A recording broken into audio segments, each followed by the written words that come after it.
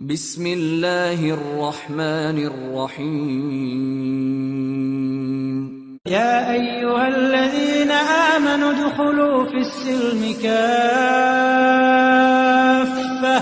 वला तत्तबि'ू खुतुवातिश शैतान इन्नहु लकुम अदुव्वुम मुबीन। मोमिनो, इस्लाम में पूरे पूरे दाखिल हो जाओ और शैतान के पीछे न चलो, वो तो तुम्हारा खुला दुश्मन है। औरतों पे अत्याचार क्यों हो रहा है? फर्स्ट ऑफ ऑल मतलब ये है कि हम सब लोग पैसों के पीछे जा रहे हैं। धीरे धीरे पैसों के नाम पे हमारे कपड़े उतरवा दिए जा रहे हैं। हम लोगों को पता ही नहीं चल रहा क्या पैसा आपको इतना अंधा कर दिया कि आप अपने कपड़े नहीं पहन रहे हैं। एडवर्टाइजमेंट की दुनिया इतनी खतरनाक दुनिया है। मैं आपको बता सकता हूँ कितनी घटिया हो सकती है एडवर्टाइजमेंट इंडस्ट्री। हम लोग अपनी माँ नहीं देखते, हम लोग अपनी बेटी नहीं देखते, हम लोग अपनी बहू नहीं देखते, कोई भी नहीं देखते, लिटरली हम लोग नहीं देखते।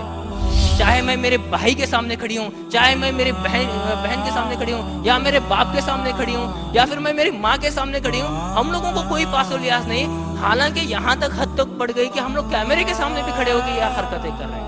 फिर रिसेंट फिल्म्स ऐसे आ रहे हैं, वुमेन को ये कहा जाता है कि आपको एक वल्गर सीन करना है। वल्गर सीन क्या करना है? आपको कंप्लीटली न्यूड रहना है, बस एक व्हाइट क्लॉथ आपके ऊपर डाला जाएगा। और हमारे बहनें इसको साइन कर रहे हैं, हमारे माएँ इसको साइन कर रहे हैं ये सब चीज़ें करने के लिए।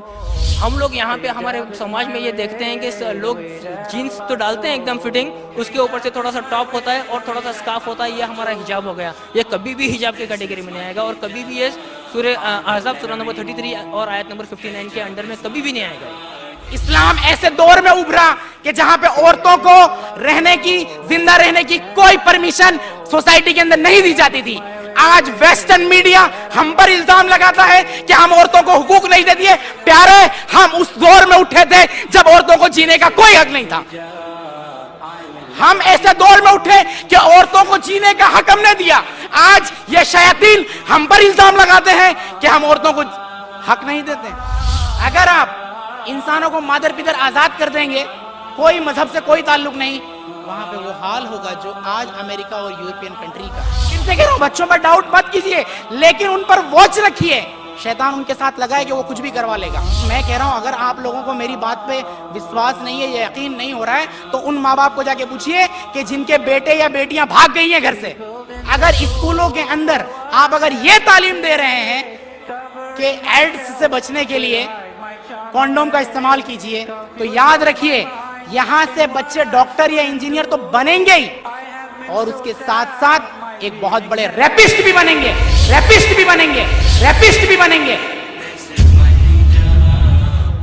प्रोग्राम आगे बढ़े उससे पहले मैं आपसे एक रिक्वेस्ट करना चाहता हूं कि तकरीर के दौरान आप सभी लोग ताली या क्लैप्स ना करें, उसके बदले आप अल्हम्दुलिल्लाह सुभान अल्लाह कह सकते हैं। अब बारी है हमारे इस सेमिनार के सेकंड स्पीकर, ICGF के प्रेसिडेंट, इस प्रोग्राम के मास्टरमाइंड, अहमदाबाद के डायनेमिक निडर, जी हाँ, मेरी मुराद है मोइनुद्दीन इब्ने नसरुल्लाह से उनको सुनने की। मोइनुद्दीन इब्ने नसरुल्लाह ने bachelor in science Saint Xavier's college Ahmedabad से किया है और उन्होंने MCM master in computer management Pune university Azam campus से कंप्लीट किया है।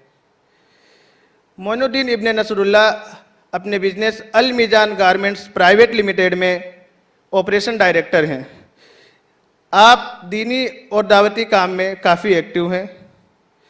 मोइनुद्दीन इब्ने नसरुल्लाह ने 2011 में एक सिंपोजियम किया था जिसमें हिंदू और क्रिश्चियन धर्म के मिशनरी भी पार्टिसिपेट किए थे, जिसका टॉपिक था let's achieve peace but how, आओ अमन हासिल करें पर कैसे। आपने जून 2013 में एक प्रोग्राम किया था जिसका टॉपिक था what is the purpose of our life.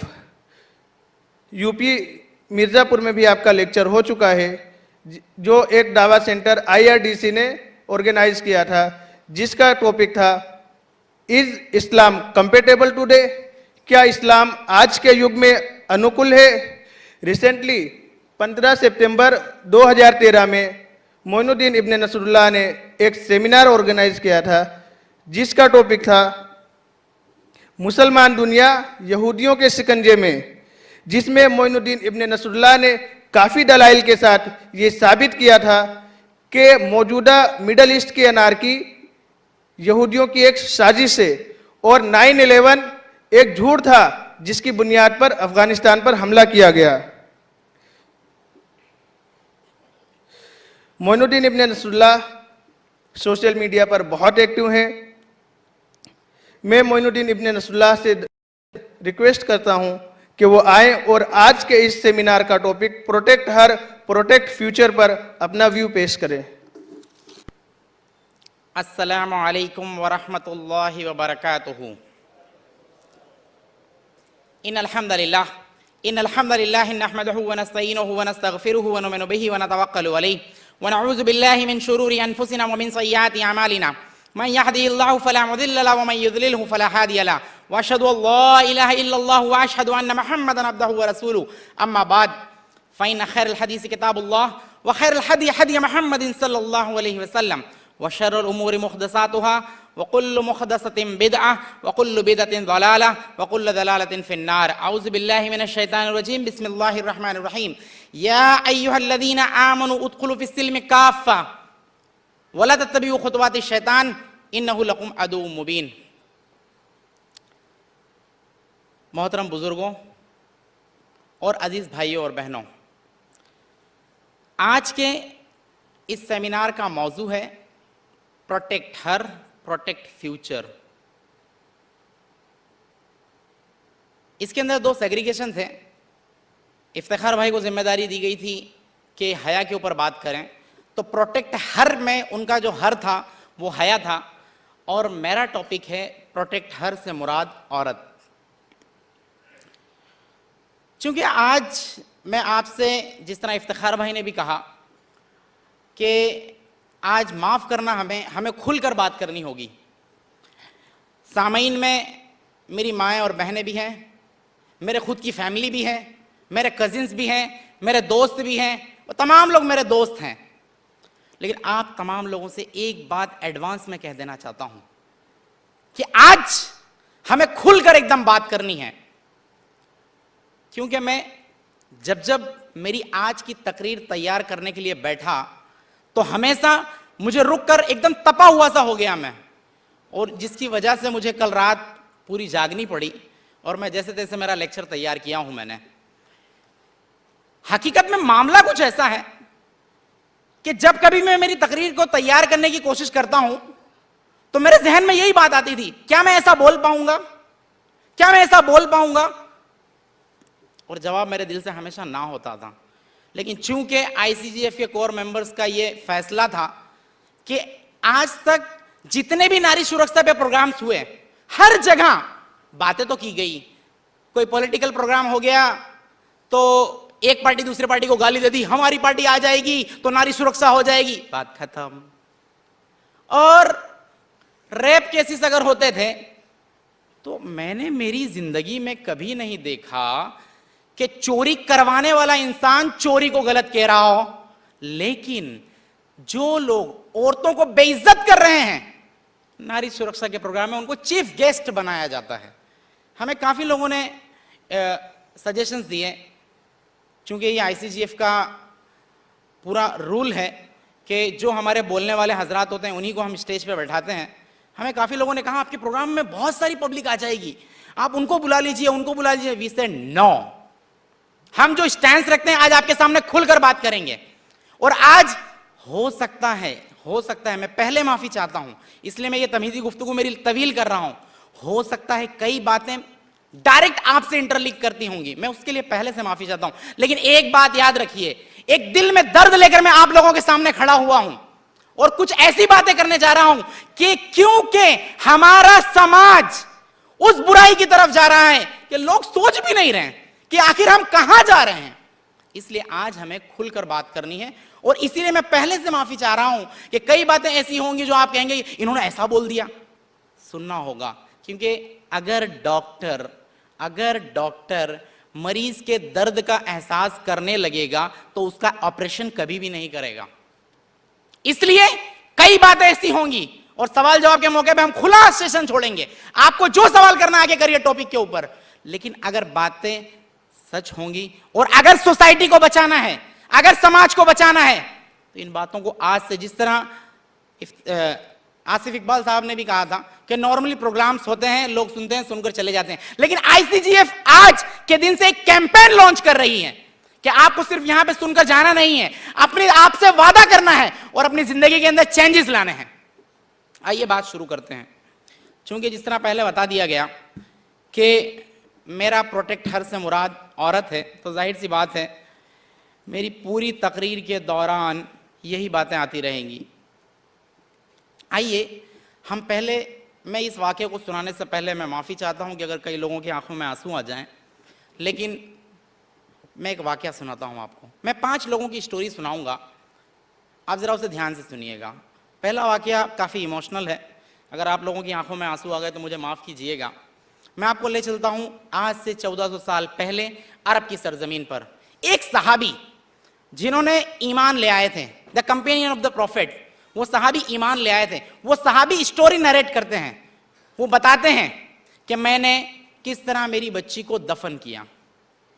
क्योंकि अरब का यह कानून था, लोगों की यह मान्यता थी कि अगर बच्ची पैदा हुई तो उसे जिंदा दफन कर दिया करते थे। तो एक सहाबी वो पूरी स्टोरी अल्लाह के रसूल सल्लल्लाहु अलैहि वसल्लम को सुनाते हैं, वो मैं स्टोरी आपको सुनाना चाहता हूँ। मैं पहले से माफ़ी चाहता हूँ अगर आप लोगों की आंखों में आंसू आ गए, लेकिन बताना बहुत ज़रूरी है। वो सहाबी बताते हैं कि अल्लाह के रसूल सल्लल्लाहु अलैहि वसल्लम, जब मुझे इत्तला मिली कि मेरे घर में बच्ची पैदा हुई है, तो मेरी वाइफ ने, मेरी बीवी ने उस बच्ची को पड़ोसी के घर में भिजवा दिया, ताकि समाज के अंदर जो बात है लोग न देख सकें कि इनके घर में बच्ची है। और इब्तिदा में धीमे धीमे धीमे धीमे उसकी परवरिश होने लगी और वो थोड़ी सी समझदार बनने लगी। हमारे उससे बहुत ही दिल से तालमेल हो चुका था, हम उससे बहुत मोहब्बत करते थे। मगर क्योंकि ये अरब का रूल्स था कि उन्हें जिंदा दफन करना है, एक दिन मैं समाज के अंदर मेरा सर नीचा ना हो जाए, कहीं मेरे बेटे को कोई भरी महफिल में साला ना बोल दे, इसकी वजह से मैंने उसे लिया और जिंदा दफन करने के लिए इरादे से घर से निकला। वो नरेट करते हैं कि उनकी बच्ची कितना अपने बाप से प्यार करती थी। रास्ते में जा रहे थे तो अरब के अंदर आप देखेंगे, अगर जो लोग हज वगैरह करने गए हैं या रेगिस्तान के अंदर जब हवा चलती है तो बहुत सारी रेती उड़ती है। वो बच्ची जब हवा चलती थी तो वालिद के सर के ऊपर या चेहरे के ऊपर जब मट्टी आ जाती थी तो अपने हाथ से साफ किया करती थी कि वालिद साहब आपको क्या हो गया है, आप अपनी हिफाजत कीजिए, आंखों में मट्टी ना चली जाए। इतना ख्याल करते करते उसको वो लेके जाते हैं। आखिरकार एक जगह पहुंचते हैं जहां उसे दफन करना था। वो खड्डा खोदने लगते हैं। वो खड्डा खोदने के बाद, वो खड्डा खोदते वक्त भी जितनी भी धूल रहती सब मुंह पे आ जाती थी। ये बच्ची ये समझती थी कि वालिद साहब ये खड्डा खोद रहे हैं क्योंकि मुझे यहाँ पे बैठा के खिलाएंगे, और उसी की वही सोच में वो अपने वालिद साहब के सर के ऊपर जो कुछ भी धूल आ जाया करती थी उसे अपने हाथों से साफ किया करती थी। आखिरकार वो सहाबी कहते हैं कि मैंने अपने दिल पर पत्थर बांध लिया और मैंने उसे खड्डे में उतार दिया। खड्डे में उतारने के बाद भी वो बहुत खुशहाल थी, हंस रही थी। उसे ये मालूम नहीं था कि मैं उसे जिंदा दफन करने जा रहा हूं। और आखिरकार ऐसा वक्त आता है कि मैं ये देखता हूं कि मेरी बच्ची मुझे चिल्ला रही है, वालिद साहब आप क्या कर रहे हैं, वालिद साहब आप क्या कर रहे हैं, मैं तो आपका इतना ख्याल रखती हूं, मैंने तो आपकी कदर की है, लेकिन आज आप मुझे क्यों दफन कर रहे हैं। और बोले मैंने अपने सर पर पत्थर, दिल पर पत्थर बांध के उसे मैंने दफन कर दिया। और अल्लाह के रसूल, मैं आज आपसे पूछना चाहता हूं कि मैंने इतना बड़ा गुनाह किया है, क्या मेरे लिए कोई माफी है। ये एक वाकया है। इस्लाम ऐसे दौर में उभरा कि जहां पे औरतों को रहने की, जिंदा रहने की कोई परमिशन सोसाइटी के अंदर नहीं दी जाती थी। आज वेस्टर्न मीडिया हम पर इल्जाम लगाता है कि हम औरतों को हुकूक नहीं देती है। प्यारे, हम उस दौर में उठे थे जब औरतों को जीने का कोई हक नहीं था। हम ऐसे दौर में उठे कि औरतों को जीने का हक हमने दिया। आज ये शयातीन हम पर इल्जाम लगाते हैं कि हम औरतों को हक नहीं देते। ये एक पहला वाकया था, जरा ध्यान में रखिए। मैं ये 5 वाकयात जो सुना रहा हूं आपको, इसमें मामला कुछ ऐसा है कि ये 5 खवातीन के ऊपर कैसे कैसे जुल्म हुए वो मैं आपको समझाना चाहता हूं। ये पहला वाकया कंप्लीट हुआ कि इस्लाम ऐसे दौर में उभरा कि औरतों को जिंदा रहने का पूरा हक दिया, जहां उस सोसाइटी के अंदर जहां पर औरतों को रहने का कोई परमिशन नहीं था। जहन में क्लियर रखिए, अगर दिमाग के अंदर एक तस्वुर ऐसा बैठा लिया है कि औरतों को पर्दे में रखकर इनकी आजादी छीनी जाती है, तो अपने आप से सवाल कीजिए, अगर इस्लाम औरतों को हक नहीं देता था तो उन्हें जिंदा रहने की परमिशन क्यों दी? एक सवाल है, यह ऐसा सवाल है कि हर गैरतमंद, हर समझदार को समझ में आ जाएगा कि जी हां, कुछ बात ऐसी है कि इस्लाम ने वो हक दिए हैं जो आज तक 21st सेंचुरी के अंदर भी औरतों को वो हक नहीं मिला है। मैं आपको दूसरा वाकया सुनाता हूं। दिन है 16 मार्च 2003 का।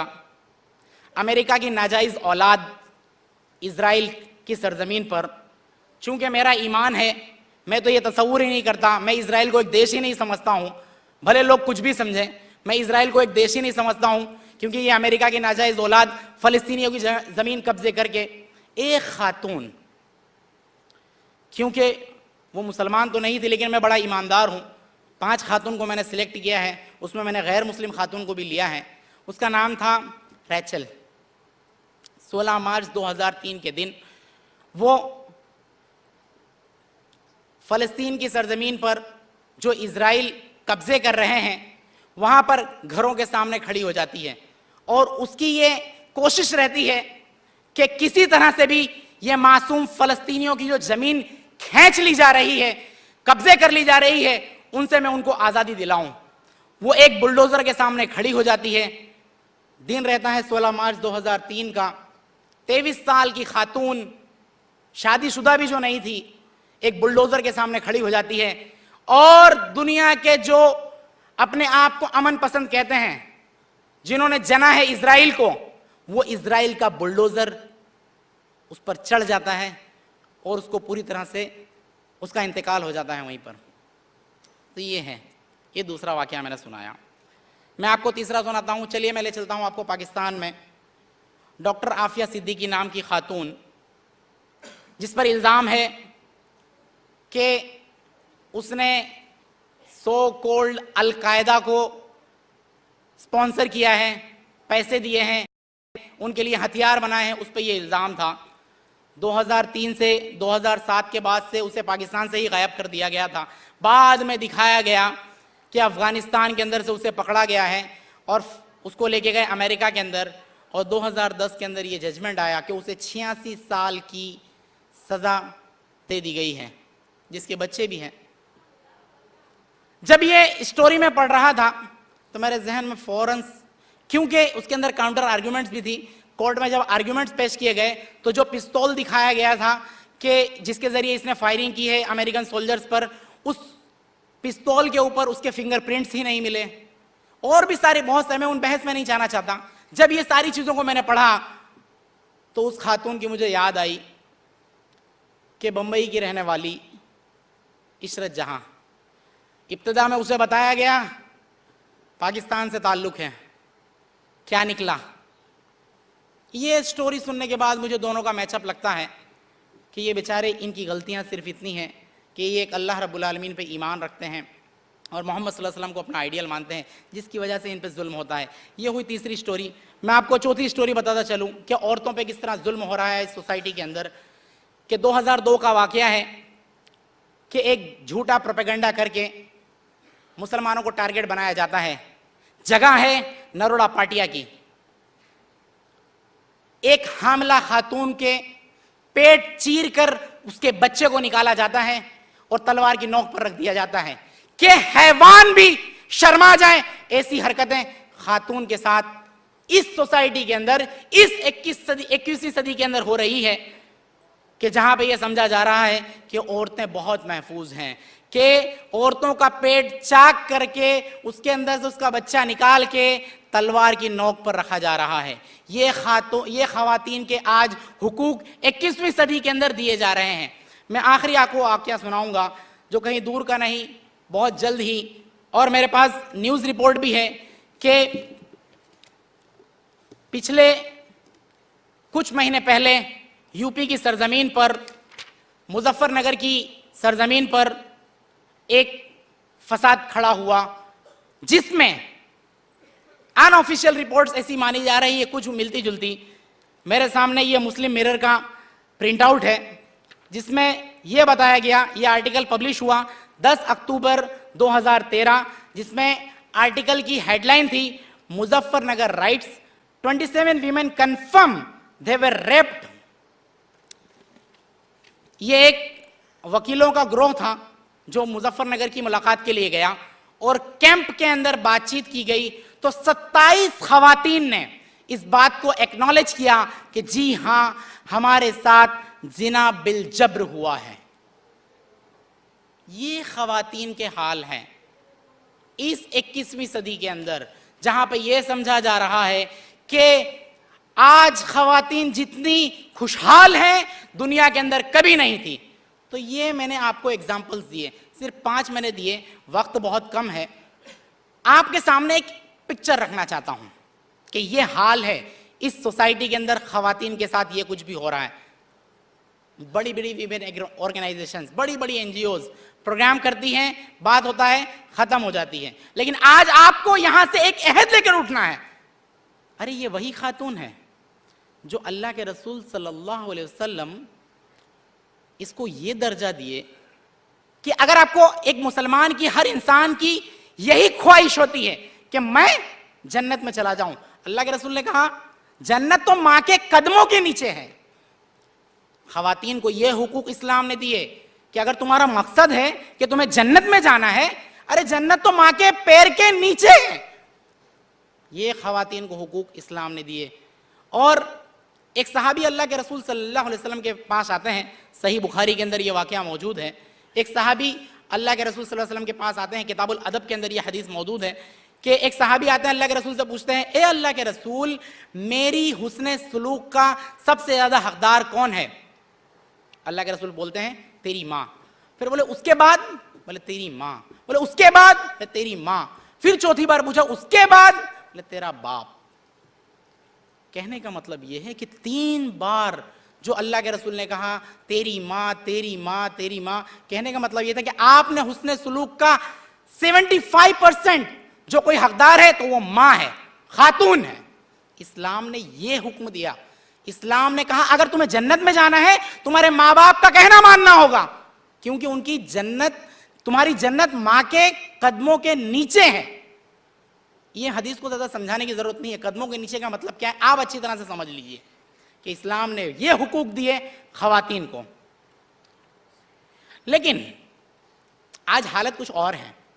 आज हम अंधे बन चुके हैं। इफ्तिखार भाई ने थोड़ा सा इशारा किया, मैं आज चलिए ले चलता हूं आपको यूरोप के अंदर, लाऊंगा यूरोप के अंदर लेके जाऊंगा, अमेरिका भी लेके जाऊंगा, अफगानिस्तान भी लेके जाऊंगा, इंडिया में भी आखिर में लेके आऊंगा, हर जगह लेके जाता हूं मैं आपको। आज हम ये समझते हैं कि यूरोपियंस, अमेरिकन्स ये हमारे लिए आइडियल है, ये इनके जैसा हमको बनना है। देखो किस तरह औरतें आजादी के साथ घूमती हैं, कोई मदर पिदर आजाद एकदम, जो कोई दुनिया से कोई लेना देना नहीं। इंसान की 18 साल की उम्र हो गई, माँ बाप गए तेल लेने, वो आजाद है, वो जो चाहे कर सकता है। आपको पता है, बात एकदम खुलकर कर रहा हूं, आपको पता है, शायद नहीं इस बात का पता कि यूरोप और अमेरिका के अंदर जब बच्ची की उम्र मैच्योरिटी लेवल पर पहुंच जाती है, 17-18 साल की जब वो हो जाती है और उसका कोई बॉयफ्रेंड नहीं होता, तो माँ बाप को परेशानी होने लगती है, यार इसे कोई दिमागी तकलीफ तो नहीं है। ये उस सोसाइटी का हाल है जिसे हम समझते हैं कि हमारे लिए आइडियल है। मैं आपको सारे वाकयात पे बताऊंगा अभी कि अमेरिकन आए अफगानिस्तान के अंदर, क्या वीडियो दिखाकर कि तालिबान औरतों को मारते हैं। वो वीडियो आई, उसका मैं तस्करा नहीं करना चाहता कि वीडियो कितनी फेक थी, लेकिन दुनिया को क्या दिखाया इन्होंने कि तालिबान औरतों पर जुल्म करते हैं, तालिबान औरतों को हक नहीं देते, तालिबान औरतों को एकदम निचले दर्जे में रखते हैं। यह दुनिया को दिखाया गया।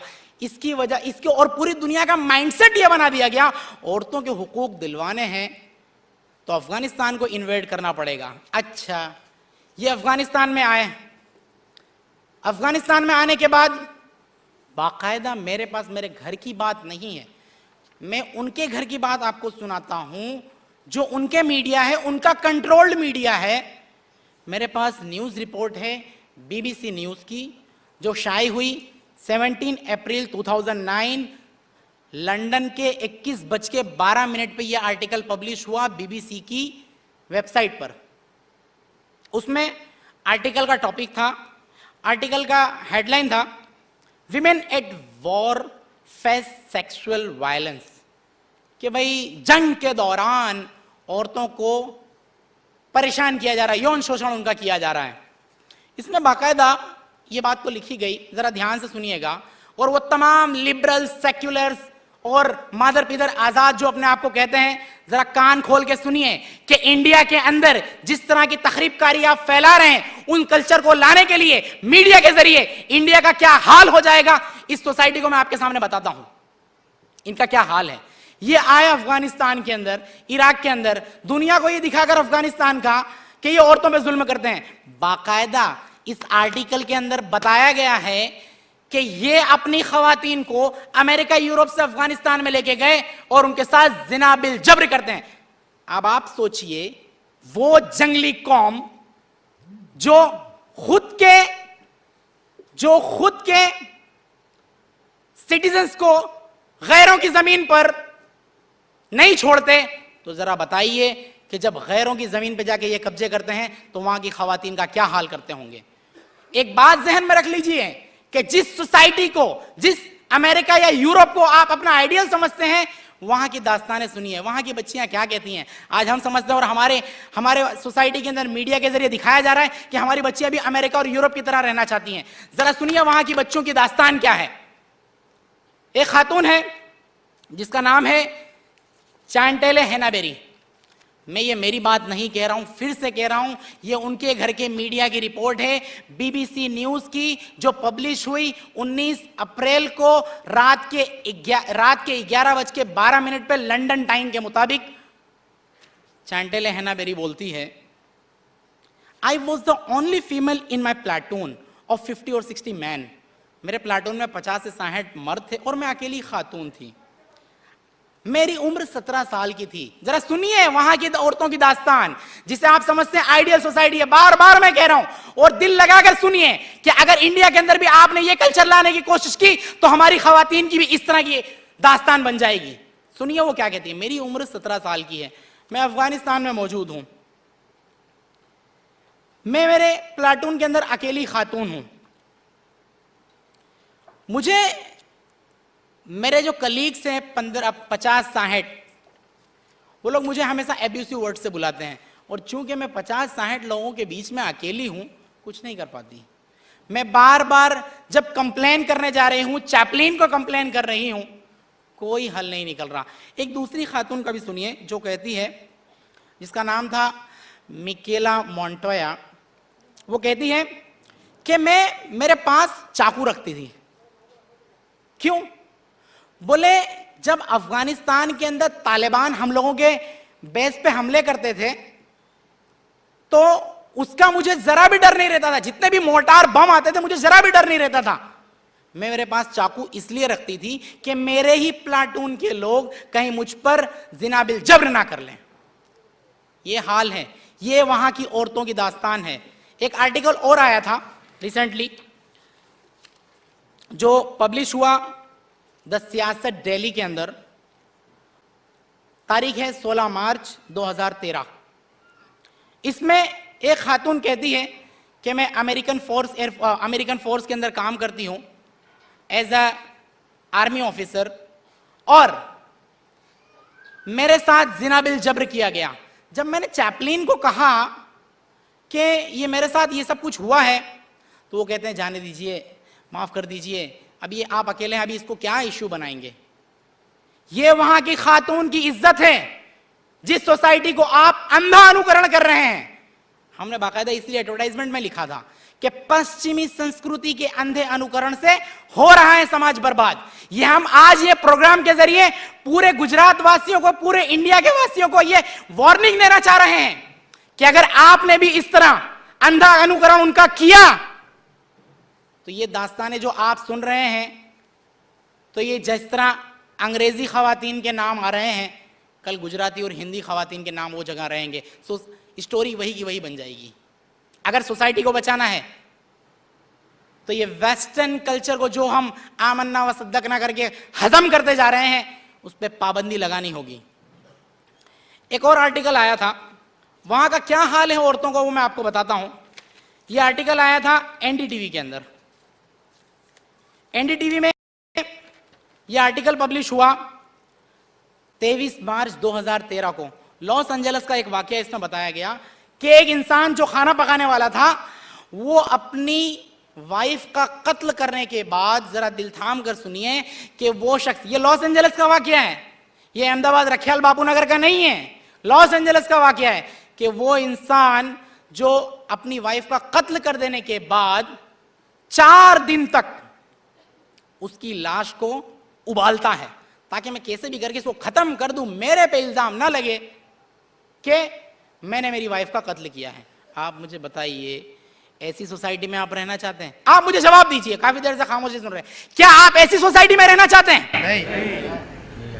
अगर नहीं तो आज ये अहद करना होगा कि जो कुछ भी दास्तान में सुना रहा हूं, कहीं ऐसा ना हो कि कल के उठ के हमारी माएं बहनों का भी ये हाल हो। करना सिर्फ ये होगा कि बेदारी लानी होगी, और आगे मैं सारे स्टेप्स आपको बताऊंगा कि क्या करना है।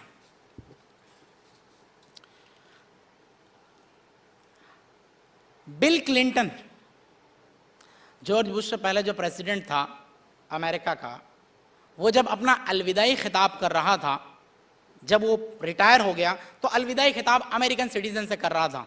और क्या कह रहा था वो? अनकरीब अमेरिका के अंदर हमारी अक्सर जो बच्चों की तादाद होगी वो इललेजिटिमेट चाइल्ड की होगी, जिनके बाप का कोई पता ही नहीं होगा। अनकरीब ऐसा होने वाला है। और आज हाल यही है। आपको मैं वार्न कर देता हूं, कोई अमेरिकन या यूरोपियन से आप मिलेंगे ना, तो उससे कभी भी उसके वालिद का नाम मत पूछना। वहां पे बाकायदा किसी के पिता का नाम पूछना गाली है। अरे who are you to ask me this? किसी का भी मैं औलाद हूं? मैं आपको बाकायदा एक वाकया सुनाता हूं। मैं एक सेमिनार अटेंड कर रहा था जब मैं पूना में पढ़ रहा था, तो एक साइंटिस्ट आए हुए थे वहां पे। वो बता रहे थे कि मेरा एक दोस्त था लॉस एंजलिस के अंदर ही, उससे मैं मिला, वो भी वहां पढ़ाई कर रहे थे। बोले उससे मैंने मिला और उससे पूछा, उसका नाम था जी बार्टन।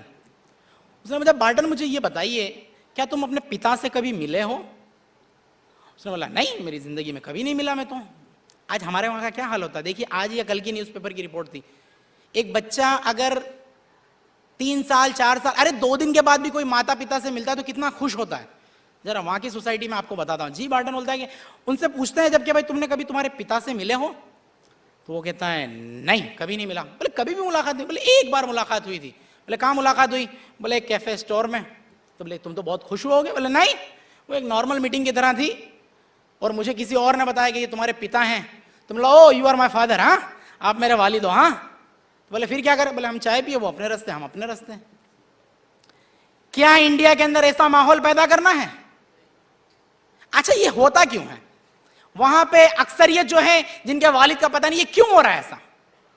क्यों हो रहा है ऐसा? मैं बताता हूं आपको। देखिए, वहां पे औरतों की कोई इज्जत ही नहीं है। औरतों को एक खिलौना समझ लिया गया है। एक वक्त तक उन्हें इस्तेमाल करेंगे और जब वो एक हद तक की उम्र को पार कर लेंगे तो वो अमेरिका, लंदन की सड़कों या रोड के ऊपर रखड़ती हैं और उनका कोई पुरसाने हाल नहीं होता। बाकायदा देखिए कितने ओल्ड एजेस बन रहे हैं वहां पर।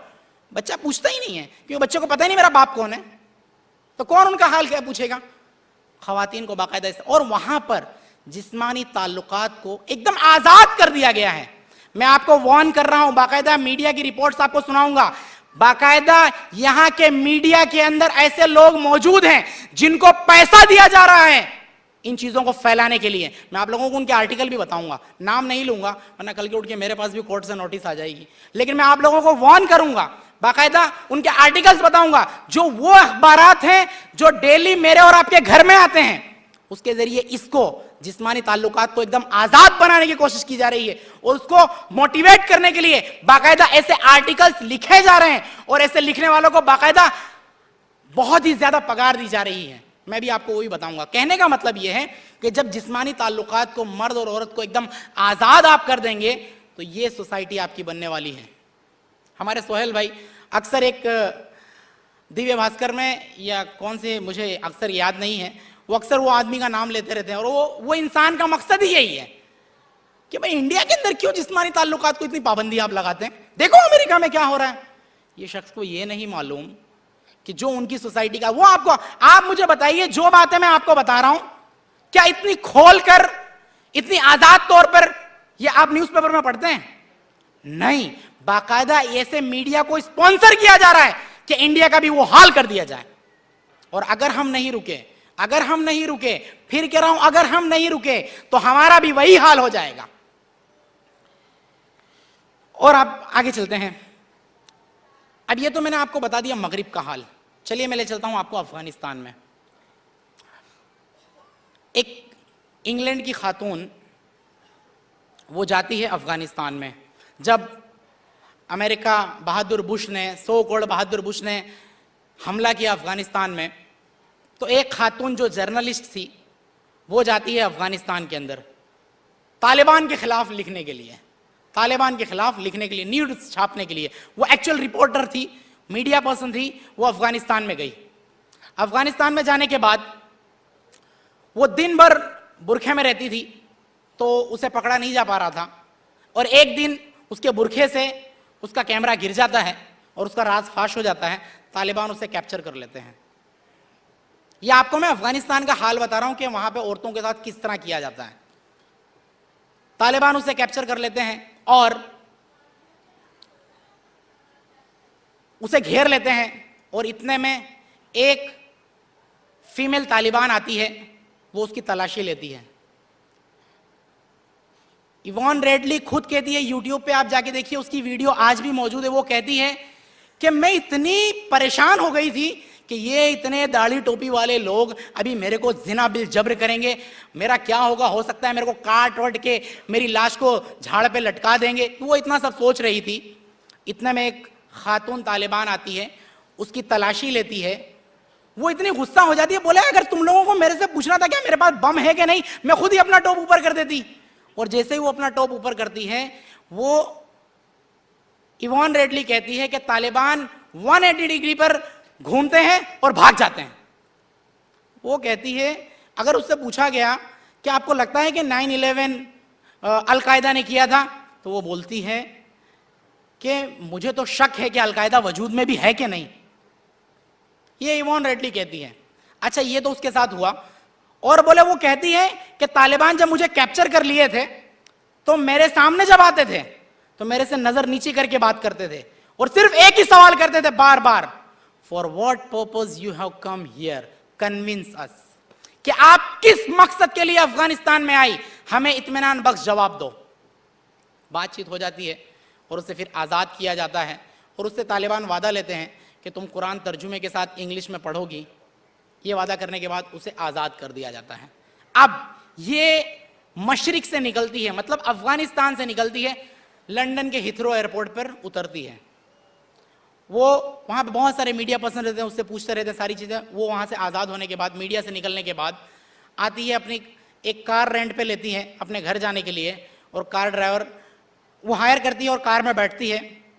तो कार ड्राइवर उससे पूछता है, so you are Evan Radley? हाँ। बोले, yes I am Evan Radley. हाँ, मैं ही हूँ इवान रेडली। तो बोले, तुम ही तालिबान ने तुम्ही को किडनैप किया था? बोले, जी हाँ, मेरे को ही तालिबान ने किडनैप किया था। बोले, ईमानदारी से बताओ कि तालिबान ने तुम्हारे ऊपर कितनी बार जिना बिल जब्र किया, कितनी बार तुम्हारा रेप किया? बोले, मेरे पांव ठंडे हो गए कि एक जगह में थी कि मर्द मेरे से निगाह मिला के बात नहीं करते थे, और ऐसी अब मैं सोसाइटी में आ गई हूं, ऐसी जंगली सोसाइटी में ये बेशरम मुझसे सवाल करता है कि तुम्हारे साथ कितनी बार जिना बिल जब्र हुआ है। वो अपने आप को कहती है, Radley welcome to the West, ये है तुम्हारी मगरिबी दुनिया। और उसके बाद जो लोग इंटरनेट पे एक्टिव हैं, जो लोग मीडिया से एक्टिव हैं, उसको सबको मालूम है कि उसने इस्लाम कबूल कर लिया। इसके मुसलमानों के ऐसे हुस्न अखलाक देखकर उसने इस्लाम कबूल कर लिया। तो मैं ये आपको बताना चाह रहा हूं कि जहां पर, कहने का मतलब यह है कि जहां पर अगर आप अल्लाह की तालीमात को असरअंदाज छोड़ेंगे, वहां पे औरतों की इज्जत महफूज रहेगी। और अगर आप इंसानों को मादर पिदर आजाद कर देंगे, कोई मजहब से कोई ताल्लुक नहीं, वहां पे वो हाल होगा जो आज अमेरिका और यूरोपियन कंट्री का है।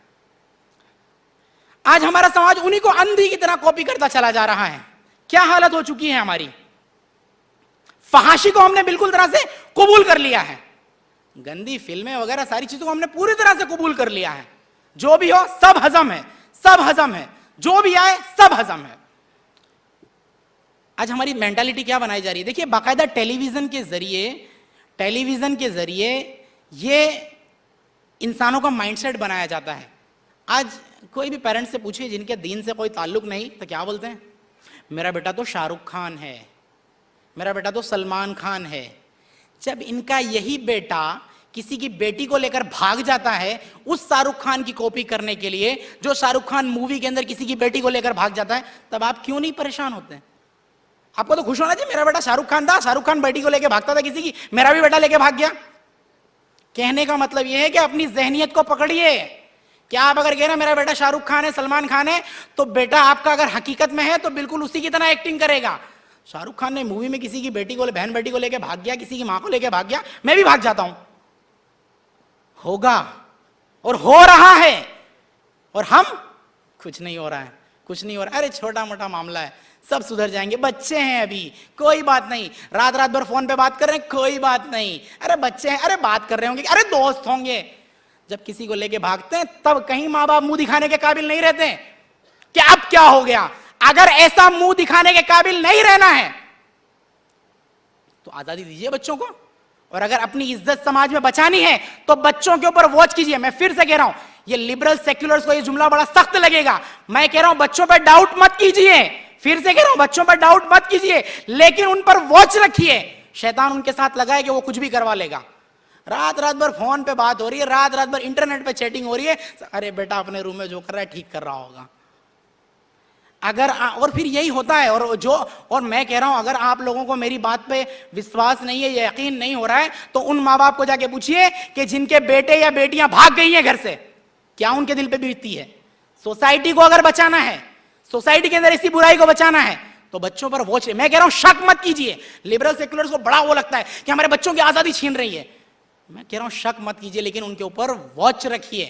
आज क्या हाल हो गया हमारा, आप चले जाइए लॉ गार्डन पे, एकदम खुलकर बात कह रहा हूं मैं, लॉ गार्डन पे चले जाइए, ये विक्टोरिया गार्डन, वो नेहरू पार्क के पास कौन सा गार्डन है, परिमल गार्डन है, चले जाइए। मैं आपसे सबसे ईमानदारी से पूछ रहा हूं, क्या आप लोगों में से किसी एक के अंदर भी इतनी हिम्मत है कि अपनी बहन बेटियों को वो गार्डन में ले जा सकते हो घूमने के लिए? है हिम्मत आपकी? अरे शर्म आ जाती है। हमारे प्रोग्राम्स हुआ करते थे यहाँ पर नेहरू ब्रिज के पास जो गार्डन है सरदार बाग, वहां पे हमारे प्रोग्राम्स हुआ करते थे। शर्म आती थी हम लोगों को, यार हम लोग कोई लोगों को सुधारने के लिए काम करने वाले हैं, हम लोगों को शर्म आ जाती है, भाई निकलो यहां से यार, यहां पे काम ही नहीं हो सकता। क्या हालत, किस हालत में बच्चे और बच्चियां कॉलेज की बैठे रहती हैं, पूरी दुनिया के सामने है। कोई मीडिया इस बात को रिपोर्ट नहीं करेगा, कोई मीडिया इसके बारे में कैंपेन बिल्ड नहीं करेगा। और फिर जब बच्चे बच्चियां भाग जाती तब मीडिया में रिपोर्ट छपती है, ये लेके भागा इसको, ये लेके भागा इसको, सब भागेंगे। अगर इन चीजों को नहीं रोका गया, मेरी बातें सख्त होंगी, लेकिन याद रखिए मैं ये वार्न कर रहा हूं आपको, एक आजान दे रहा हूं आपको कि अपने कानों को खोलिए और इन चीजों को अपने दिमागों से समझिए और इन चीजों को तब्दील करने की कोशिश कीजिए। मुझे याद है मैं सेंट जेवियर्स कॉलेज में पढ़ा करता था, तो उसी दौरान कुछ गवर्नमेंट ऑफ गुजरात ने साइबर कैफे के अंदर आप पॉर्न साइट्स नहीं देख सकते, उसके बारे में कुछ कानून पास हुआ था। ऑल इंडिया लेवल पे ये था या गुजरात लेवल पे मुझे जहन में नहीं है, लेकिन मैंने एक दिव्य भास्कर में रिपोर्ट पढ़ी, बाकायदा कॉलेज के बच्चे ऑब्जेक्शन कर रहे थे, फोटो और नाम के साथ उनके पूरे रिपोर्ट्स पढ़े थे। वो कह रहे थे क्या करने तुम बैंड कर रहे हो भाई, ये बेशर्मी और बेहयाई देखिए, पूरा अमेरिकन और वेस्टर्न कल्चर हम अपना रहे हैं। वो लोग ऑब्जेक्शन कर रहे थे, अरे हमको देखना है, हम बंद कैबिन में गंदी फिल्में देख रहे हैं, आपको प्रॉब्लम क्या है? ये हालत हो रही है, ये हमारे बच्चों की मेंटालिटी बन रही है। अगर नहीं रोकेंगे तो हमारा देश भी वही जहन्नम बन जाएगा जो आज वेस्टर्न कंट्रीज बन चुकी है। देखिए, इन तमाम बुराइयों को बनने के लिए जो सबसे बड़ी जड़ है वह है टेलीविजन। मैं आज ऑन रिकॉर्ड तमाम लोगों के सामने कहता हूं, और आज मेरे वालिद और वालिदा भी यहां मौजूद हैं, मैं इस बात को कहता हूं कि मैं मेरे वालिद और वालिदा का लाख शुक्रिया अदा करूंगा तो कम है कि उन्होंने मेरे घर को टेलीविजन से पाक रखा। जब हम काम किया करते थे, हमारा छोटा मोटा बिजनेस था, हम एक दुकान चलाते थे, तो उन दौरान वर्ल्ड कप, हम लोगों को क्रिकेट का उस टाइम बहुत शौक था, हमारे भाइयों को सबको बहुत शौक था। हम हमारी वालिदा से कहा करते थे, अम्मी जरा अब्बू को कह दीजिए कहीं से भाड़े की टीवी ले आएंगे, हम लोग क्रिकेट देखेंगे, बस हटा देंगे। वालिद साहब वहां पे भी ना करते, तो हम लोगों को यही कहा करते थे, टीवी शैतान की मां है। आज जितनी भी बुराइयां फैल रही हैं, ये देखिए, उनके घर में पूछे टेलीविजन होगा कि नहीं होगा। अगर टेलीविजन होगा तो बच्चे क्या देख रहे हैं। अब देखो लोगों को क्या मेंटालिटी बन जाती है, देखिए टेलीविजन में होगा, क्रिकेट देखेंगे, खत्म। नहीं, मेरे वालिद साहब की वो दूरंदेशी हुआ करती थी कि टेलीविजन में जब 1 ओवर होने के बाद जो कुछ दिखाया जाएगा उससे मेरे बच्चे सेफ नहीं रहने वाले। मैं आज मेरे वालिद साहब का इसलिए जिक्र कर रहा हूं कि जो वो तमाम वालिदैन जो अपने घर के अंदर बच्चों को टेलीविजन दिखा रहे हैं, आजाद छोड़ दे रहे हैं, खुद माँ बाप घूमने जा रहे हैं, बच्चे टेलीविजन में जो चाहे देख रहे हैं, अगर ऐसा कर रहे हैं तो आपका बच्चा जिस तरह वीडियो में देख के किसी लड़की को भागता हुआ देख के या लड़के को भागता हुआ देख कर रहा है, वो कॉपी करेगा और फिर आप समाज में मुंह दिखाने के काबिल नहीं रहेंगे। मेरे हिसाब से मुझे एक साहब की कॉल मौसूल हुई पिछले एक हफ्ते पहले। वो मुझे कह रहे थे कि संदेश न्यूज़पेपर में बाकायदा ऐसा ऐड आई है कि गे राइट्स को आज़ादी दी जाने वाली है, आप अपना ओपिनियन, कुछ इस तरह का मामला था। उन्होंने मुझे फ़ोन किया, चूंकि मैं दिन भर लैपटॉप के सामने होता हूँ, उन्होंने जैसे मुझे फ़ोन किया, उन्होंने कहा संदेश की पेपर में आया है, ये 3-4 दिन पहले की बात है, आप ज़रा उसे सर्च कर लीजिए और आप अपना ओपिनियन भी वहाँ दीजिए। तो मैं फ़ौरन संदेश.com खोला। अब क्या बात क्या नहीं बात, हकीकत में ऐसा हुआ कि मेरे सामने एक दूसरा आर्टिकल आ गया जिसमें बाकायदा हमारे ICGF के कोर मेंबर्स ने भी उस बात को एम्फेसाइज किया था कि आप इस बात को अपने लेक्चर में लेना कि बाकायदा फहाशी वाले सवाल किए जाते हैं और उनका जवाब दिया जाता है। तो ऐसा ही कुछ मिलता जुलता एक आर्टिकल मुझे फौरन जैसे ही खोला होम पेज पे दिख गया।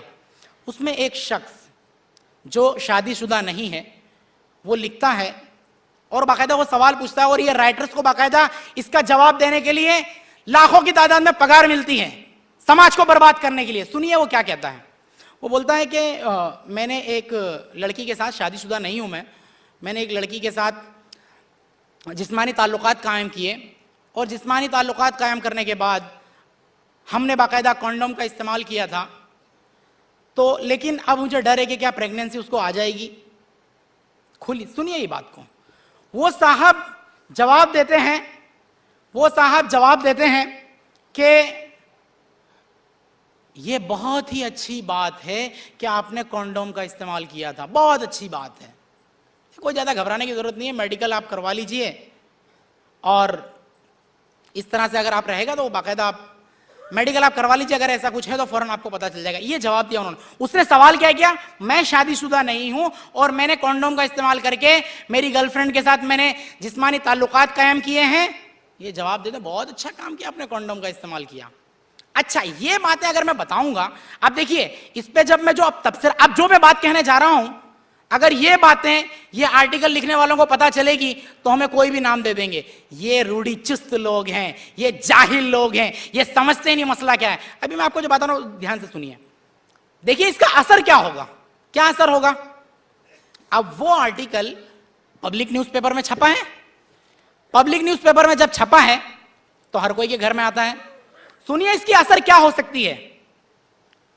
एक कॉलेज में एक लड़का या लड़की पढ़ते हैं, वो भी दुनिया की लैंग्वेज के मुताबिक बॉयफ्रेंड और गर्लफ्रेंड के नाम से जाने जाते हैं, लेकिन उनके जिस्मानी ताल्लुकात कायम अभी नहीं हुए हैं।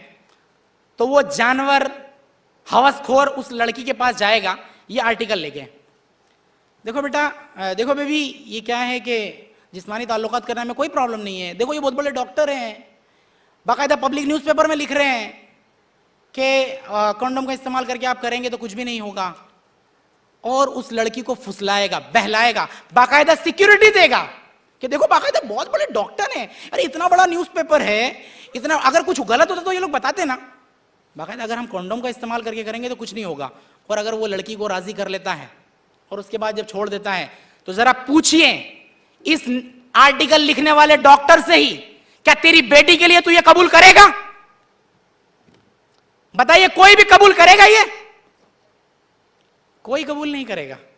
लेकिन ऐसी चीजें बाकायदा रोजाना लिखी जा रही हैं, मेरे और आपके सामने है।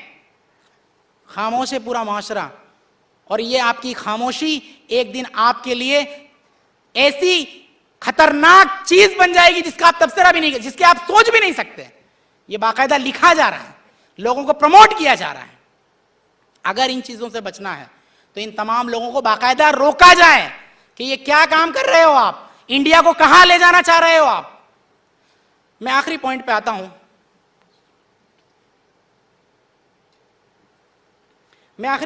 हूं। हमारे तालीमी इदारे, जिस तरह इफ्तिखार भाई ने कहा कि आपको अगर अपनी सोसाइटी बचानी है तो आपके तालीमी इदारे को, आपको एक इस्लामी स्कूल खोलना होगा। हमारे तालीमी इदारे से हम क्या उम्मीदें रखते हैं? यहाँ से बच्चे डॉक्टर बनेंगे, इंजीनियर बनेंगे, ये सोसाइटी के अंदर बड़ा नाम करेंगे। माफ़ कीजिएगा, अब ये सारी चीज़ें एक सपना बन चुकी हैं। अब तो बाकायदा टीचर्स अपने बच्चों, स्टूडेंट्स को नहीं छोड़ रहे हैं। हकीकत है या नहीं है? मेरे और आपके सामने है, ये सारा कुछ फैलता चला जा रहा है। वो सोसाइटी, वो इंस्टीट्यूट जहां से हम ये समझते हैं कि यहां से पाक दामन लोग निकलेंगे, ऐसा नहीं। बड़े बड़े आप देखेंगे बच्चों को 90%, 95%, 85% मार्क्स आ जाते हैं। बाप के साथ किस तरह बात करना, मां के साथ किस तरह बात करना, तमीज ही नहीं है। क्यों? हम बच्चों को ये तो सिखा रहे हैं 2 + 2 4 होता है, लेकिन ये कभी नहीं सिखाते कि बेटा कोई 2 रुपया तुम्हें दे और फिर 2 रुपया दे तो उसके ईमानदारी के साथ 4 रुपया पूरा वापस लौटाया जाए। वो कहते हैं बस कैसे भी करके उसका माल हड़प लिया जाए, कैसे भी। ये चीजें सिखाई जा रही हैं। यानी कि अखलाक नाम की कोई चीज आज हमारे बच्चों को पढ़ाया ही नहीं जा रहा है। क्या करेंगे बच्चे जब उनको सिखाया नहीं गया? तो क्या करेंगे? आज मैं आपके सामने बॉलीवुड की तरफ ले चलता हूं। एक फिल्म बनी, मुझे याद नहीं है, बाकायदा जिसमें यह दिखाया गया कि प्रिंसिपल की लड़की को पटाता है कोई हीरो। क्या नाम है भाई वो फिल्म का? जिसको बताया गया कि भाई जो बच्चे जो बनना चाहते हैं बन जाएं, माँ बाप की कोई बंदिश नहीं होनी चाहिए। हाँ, 3 इडियट, यस 3 इडियट। क्या दिखाया गया? और इस मूवी को तो बहुत, यानी कि कहा गया सब लोग देखो, माँ बाप लोग खास देखो कि बच्चों को जो बनना चाहते हैं बना दे। बहुत अच्छी बात है, बहुत अच्छा कंटेंट है, सही बात है। बच्चे जो चाहें वो बनने की जाए दो। बच्चा डॉक्टर बनना चाहता है डॉक्टर बने, इंजीनियर बनना चाहता है इंजीनियर बने, नो प्रॉब्लम, बनाइए। उसमें ये जब दिखाया जा रहा है कि लगभग प्रिंसिपल की बच्ची को वो हीरो पटा कर ले जाता है। अब बच्चा क्या सीखे? बच्चे को जो बनाना बनाओ, प्रिंसिपल की बेटी भी अगर छेड़ के ले जाता तो चलेगा। ये बाकायदा सर्व किया जा रहा है। अब मुझे लोग कहेंगे कि कितना घटिया सोच वाला, कहेंगे लोग कितना घटिया वाला। अरे जो अच्छा है ले लो प्यारे, जो दिया अच्छा है ले लो, तो अच्छा ही अच्छा दो ना। मार्केट के अंदर बुराई क्यों दे रहे हो? किसी प्रिंसिपल की बच्ची को कोई भगा के ले जाए ऐसा दिखाई क्यों रहे हो? आप अच्छा लो। अरे भाई हम अच्छा लेते हैं, लेकिन आप क्यों दे रहे हैं ये हमें? क्यों? सवाल है ये। अपने आप से पूछिए और ये तमाम बॉलीवुड के लोगों से पूछिए कि ये क्यों दिखा रहे हो आप? वो दिखाइए, बिल्कुल सही है, ये क्यों? सवाल है, सोचिए इस बात पर। मैं आपको मेरे 2 एक्सपीरियंस दूंगा कि आज हमारे तालीमी इदारों का क्या हाल है। मैं कॉलेज से घूमने के लिए गया था। मैं उन मेरे टीचर्स का नाम नहीं लूंगा, मैं उनकी इज्जत करता हूं, लेकिन अल्लाह उन लोगों को हिदायत दे। मेरा दिल खून के आंसू रोता है, इसलिए मैं आज वो सारा इंसिडेंट आपके सामने बयान करता हूं कि मैं मैसूर गया था घूमने, और मैसूर ऊटी जो जगह है बहुत ठंडा इलाका है। इत्तेफाक से ऐसा हुआ, एक दिन होटल के अंदर मैं ब्रेकफास्ट के लिए आया, टेबल पे बैठा था, मेरे सारे दोस्त लोग बैठे हुए थे और हमारी एक खातून टीचर थी। मैं उनका नाम नहीं लेना चाहता, अल्लाह उन्हें हिदायत दे। वो आकर, चूंकि हम जैसे लोगों को तो लोग हर कोई पहचानता है, ये बड़े यानी कि छोटी सोच वाले लोग हैं, इनकी सोच बहुत पुरानी है। ये सोच के रखने वाले लोग, इन लोगों को बहुत कॉलेज वगैरह में टारगेट बनाया जाता है। आई होप जो लोग कॉलेज में पढ़ते हैं बहुत अच्छी तरह से जानते हैं, हम जैसे लोगों को भी टारगेट बनाया जाता था। वो खासकर वो टीचर ने तंजिया मुझे कहा कि मोइनुद्दीन, एक्चुअली क्या है कि मेरे पास बहुत अच्छा एक ड्रेस है, मैं खुल के बात कर रहा हूँ, बता रहा हूँ साफ साफ, और ऐसा होता है उन बच्चों के साथ। बोले मोइनुद्दीन मेरे पास बहुत अच्छा ड्रेस है, लेकिन क्या यहाँ पे ठंडा इलाका है तो मैं उसे पहन नहीं सकते। अब आप समझ सकते हैं, ठंडा इलाका में उसे पहन नहीं सकता। अब मैं भी एकदम ब्लंट, माँ बाप जिस तरह तालीमात दिए हैं कि हक बोलने के लिए कभी भी पीछे नहीं हटना है, मैं भी एकदम ब्लंट। मैंने कहा मैडम कोई बात नहीं, अगर आपको वो पहनने का शौक है पहन लीजिए, ऊपर से बुरखा पहन लीजिए, नहीं लगेगी ठंडी। तुम्हारे इस्लाम में तो इतना कपड़ा पहना देते कुछ दिखता ही नहीं है। मैंने कहा मैडम कपड़ा होता है जिसमें को छुपाने के लिए, दिखाने के लिए नहीं। इस मामला में एक पूरा जॉक बन गया, वो मैडम का मुंह छोटा सा हो गया। लेकिन कहने की बात यह है कि आज बाकायदा जो टीचर्स बच्चों को पढ़ाते हैं उनकी ये साइकोलॉजी है, इसीलिए तो टीचर और स्टूडेंट के बीच में भी आज ताल्लुकात पाक नहीं रह पाए हैं। हकीकत है ये। आप देखिए क्या होता है आजकल कॉलेजेस में, नए नए बच्चे अगर कॉलेजों में आ गए, नया नया एडमिशन हुआ, आ गए, क्या होता है? Freshers party. लड़कियों को जितने कम कपड़े पहनना पड़ेगा, लड़कों को एकदम शूट बूट में आने का, लड़कियां जितने कम कपड़े पहना उतना अच्छा। फ्रेशर्स पार्टी, डांस होगा रात भर, जो भी होगा, बियर शराब सब कुछ चलेगा। मेरी कॉलेज के अंदर भी मामला कुछ ऐसा था, लेकिन अल्हम्दुलिल्लाह हम डरने वाले जैसे लोगों में से नहीं, और अल्हम्दुलिल्लाह अल्लाह रब्बुल आलमीन ने इतनी तौफीक दी है कि इन तमाम बुराइयों के सामने मुंह खोल कर बात करते हैं। और आज मीडिया के सामने ये बातें कर रहे हैं कि जब ये मामला पेश आया फ्रेशर्स पार्टी का, तो उन्होंने कहा आके कि सारे जूनियर्स को कंपलसरी है, मैं जूनियर था वहां पे उस टाइम, बोले सब जूनियर्स को आना है फ्रेशर्स पार्टी में। मैं उस टाइम पे थोड़ा सी मेरी पॉलिसी डिफेंसिव थी, मैं ज़्यादा, क्योंकि नया नया कॉलेज में आया हूँ, कोई मुझे जानता नहीं है, मैं कहाँ गायब हो जाऊँगा पता नहीं चलेगा, लोगों को घर में भी पता चलेगा या नहीं चलेगा। मैं अपनी पॉलिसी बड़ी डिफेंसिव रखते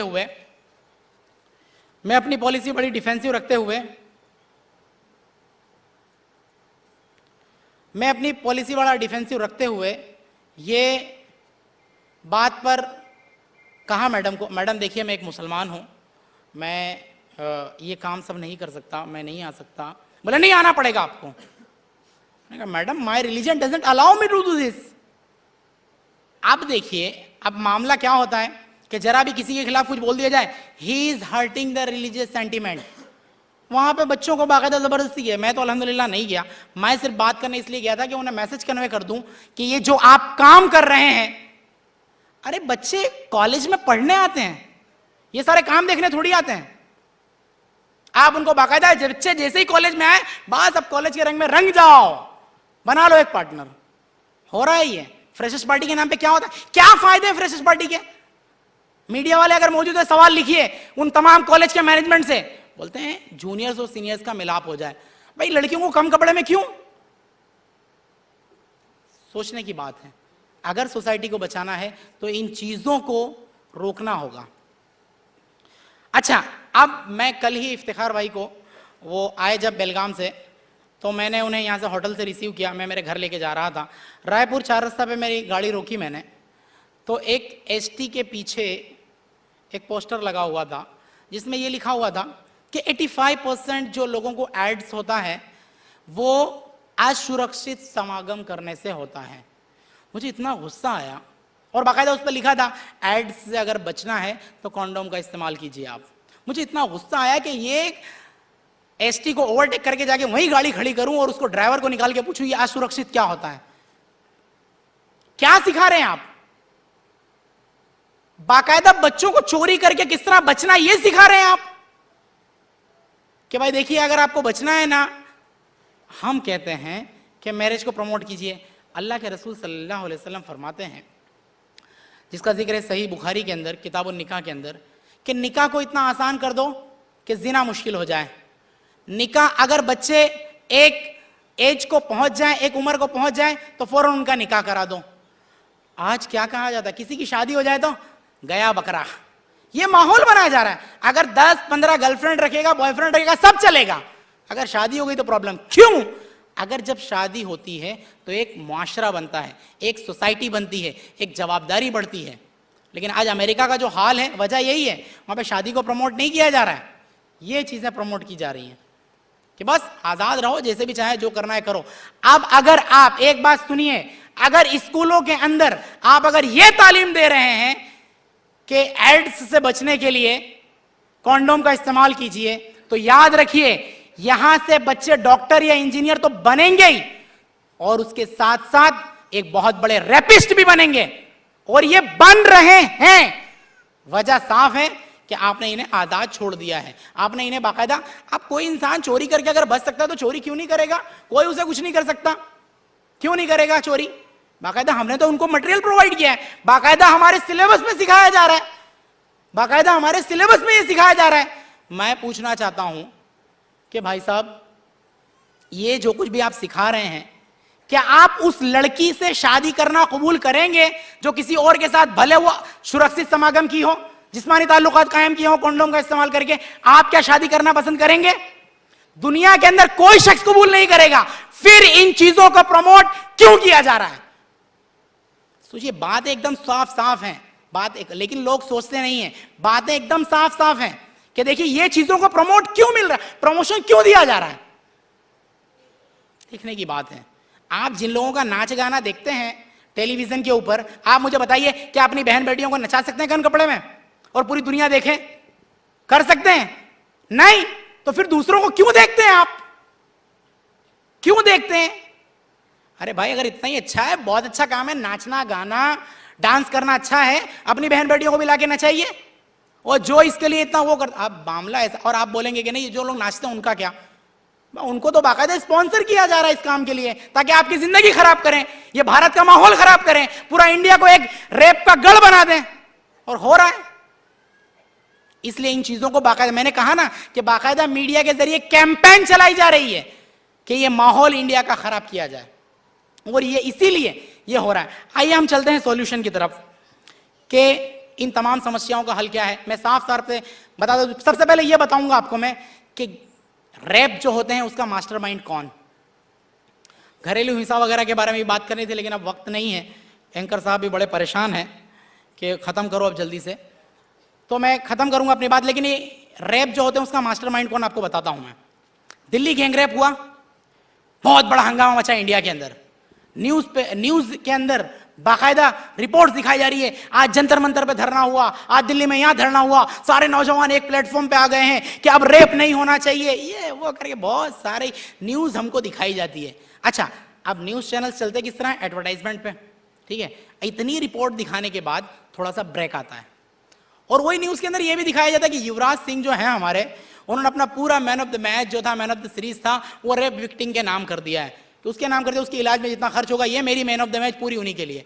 ये न्यूज़ देखने के बाद टेलीविजन पे ब्रेक आता है, ठीक है। अब एडवर्टाइज क्या दिखाई जाती है, उसी इंडिया टीम के, हमारे इंडिया टीम के एक विराट कोहली साहब हैं, वो मोबाइल की एडवर्टाइज करते हैं। क्या बोलते हैं, मेरे पास लड़कियां पटाने के 3-4 तरीके हैं। एक इंडियन क्रिकेटर पूरी man of the match donate कर रहा है रेप विक्टिम के नाम। दूसरा क्या सिखा रहा है हमको एडवर्टाइजमेंट में, वो तरीके सिखा रहा है आपको किस तरह फोटो लेने का। क्या क्या है ये हमारी मुनाफिकत है, या तो फिर हम इस मामले में सिंसियर नहीं है। वरना इन चीजों को रोकना चाहिए कि भाई खामखा एक इंसान बेचारा कमा कमा के रेप विक्टिम को दे रहा है, और दूसरा रेप किस तरह करना सिखा रहा है, लड़कियों को किस तरह छेड़ना सिखा रहा है, लड़कियों की सुरक्षा के ऊपर किस तरह हमला करना सिखा रहा है। हकीकत है ये। बातें बड़ी कड़ी भी होंगी कि विराट कोहली साहब हमारी इंडिया टीम के लिए बहुत अच्छा खेलते हैं, सही बात है, लेकिन मेरे लिए ऐसी, आप इंडिया टीम की खिदमत करते हैं ठीक है, लेकिन अगर आप ये सिखा रहे हैं कि बच्चों लड़कियों की इज्जत नहीं करना, तुम्हारी खिदमत की हमें कोई जरूरत नहीं। हमारे लिए क्रिकेट इंपॉर्टेंट नहीं, बच्चियों की इज्जत में इंपॉर्टेंट है। कहने की बात यह है कि ये हमारी मुनाफिकत हमारे सामने है। मास्टरमाइंड कौन, अच्छा दिल्ली गैंगरेप हुआ, उसके बाद बड़े बड़े बॉलीवुड स्टार, हाँ बहुत सारी डोनेशन दिए, बहुत सारी डोनेशन देने के बाद उन्होंने बोला वी कंडेम इट। अच्छा, 100 चूहे खाकर बिल्ली चली हज को हाल है।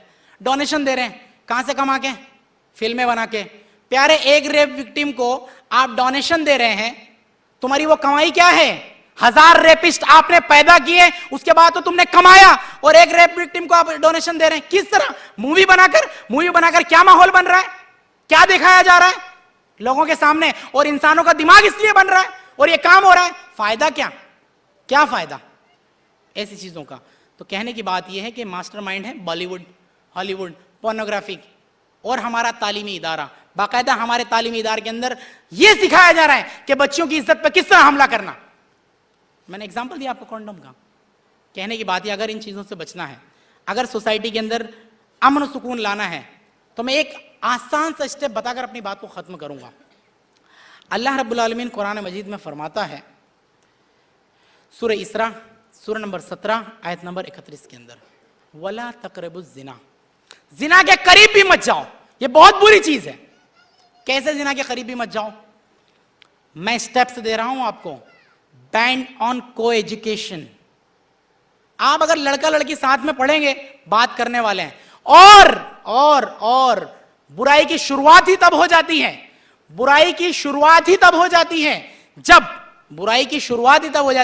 जब लड़का लड़की एक दूसरे को पर्दा मेंटेन नहीं करते और एक दूसरे को देख लेते हैं। देखने के बाद बातचीत शुरू होती है, फिर मामला वहां तक पहुंच जाता है। इसलिए अल्लाह रब्बुल आलमीन ने कहा कि जिना के करीब भी मत जाओ। मैंने मेरी तकरीर की शुरुआत की थी, इसी बात से अपनी बात को खत्म करूंगा उस कुरान की आयत का तर्जुमा करके।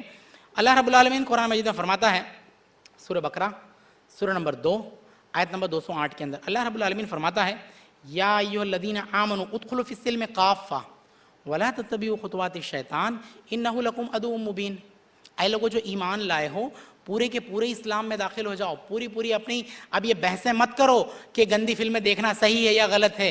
अब ये बहसें मत करो कि कोई एजुकेशन रखना ठीक है या गलत है। अब ये बहसें मत करो, अपने आप को पूरा सरेंडर कर दो अल्लाह के हवाले, और पूरे के पूरे इस्लाम में दाखिल हो जाओ। और शैतान के रास्ते पे ना चलो, वो तुम्हारा खुला हुआ दुश्मन है। शैतान का रास्ता वहां से शुरू होता है जब कोई नामहरम एक दूसरे को देखते हैं, और नतीजा वहां तक पहुंचता है जहां पे नहीं पहुंचना चाहिए। अल्लाह रब्बुल आलमीन से दुआ है कि अल्लाह रब्बुल आलमीन हमारे सोसाइटी की हिफाजत फरमाए और हमें यह तौफीक दे कि हम इन तमाम चीज़ों के सामने खड़े हों और इन चीज़ों को तब्दील करने की कोशिश करें। व आखिर दावाना अनिल हम्दुलिल्लाहि रब्बिल आलमीन।